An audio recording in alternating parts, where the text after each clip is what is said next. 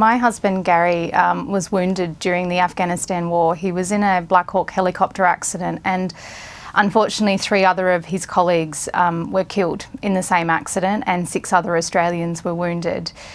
It was a really scary moment for me, I think, coming as close as possible and not knowing whether or not he was going to survive. It was incredibly uncertain, and for me it really highlighted all of the gaps in this system for veterans' families, and indeed the younger and more contemporary war widow, and I was seeing that play out in real life. And how is Gary now? He's fantastic. We're incredibly lucky. He had very severe brain injuries and has made pretty much a full recovery. Gee, that is great news. Yeah. So he escaped with his life. Sadly, it wasn't the case for his 3 colleagues on board that chopper, leaving behind families bereft. How deeply do the war widows of Australia suffer? Oh, look, I have to say it's... they suffer, but they suffer silently. I don't think in Australia we're very good at talking about grief and loss, and therefore I don't think that we're very good about talking about it with each other.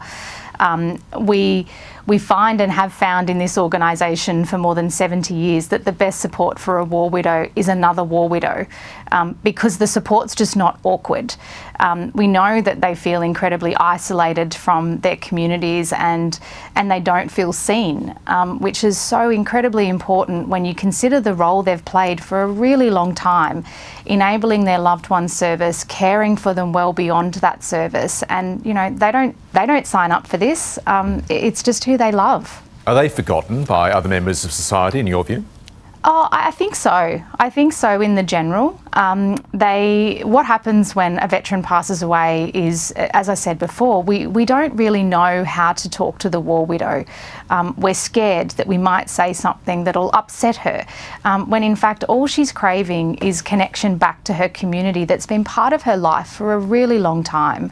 And I don't think it happens with any intent. I think it just happens.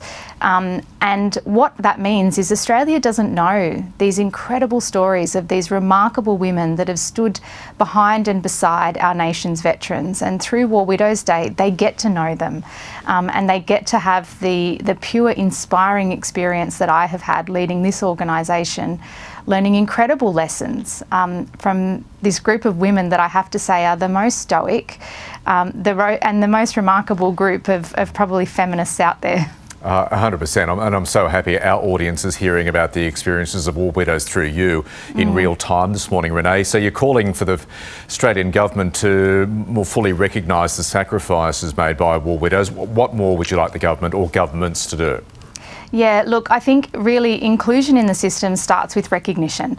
And the Defence Honours and Awards Tribunal actually recommended that war widows and families of veterans who were wounded, injured and killed in service be recognised in their own right, through, you know, I think it was a lapel pin or a medal or something similar.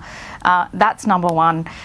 You know, another way that they can recognise is to follow the lead of other state governments, including the New South Wales government, and declare a national day for war widows. We've got 40,000 nationally still living and with us, and it doesn't seem right that some of them are being recognised by their state governments today and some of them are not. Renee Wilson, thanks for joining us, and please pass on our regards to Gary. Thank you, I absolutely will.